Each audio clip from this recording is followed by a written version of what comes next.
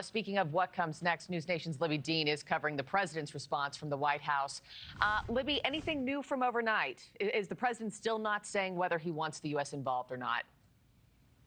Good morning, Markie. That's what we're waiting to see, if President Trump will provide any more clues about whether the U.S. will strike Iran's nuclear facilities.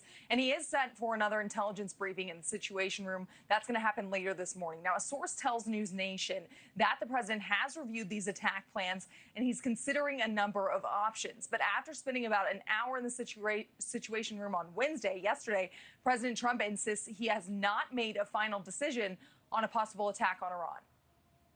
I have ideas as to what to do, but I haven't made a final. I like to make the final decision 1 second before it's due, because things change. I mean, especially with war. Things change with war. It can go from one extreme to the other.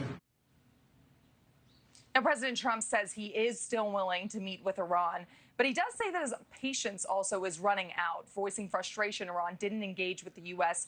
on this issue of a deal here. Now, this after Iran's supreme leader rejected Trump's demand for unconditional surrender. Trump also saying in the Oval Office he thinks that Iran was only a few weeks away from building a nuclear weapon. But the major target for any of these U.S. strikes would be the Fordo fuel enrichment site, buried deep underground, which Israeli officials have acknowledged that only U.S. so-called bunker-busting bombs could fully destroy that site. Now, this happening as the USS Gerald Ford, the Navy's newest and most advanced aircraft carrier, heads for Europe next week. It's part of this previously scheduled deployment.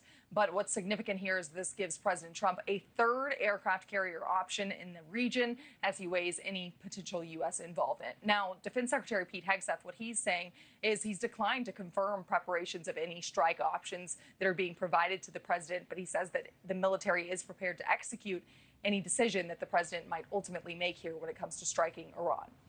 Markie. To be a fly on the wall in the Situation Room right now. Libbey Dean live from the White House. Thank you. Thank you for watching. Subscribe below and download our NewsNation app right now on your phone, and you will get fact-based, unbiased news for all Americans.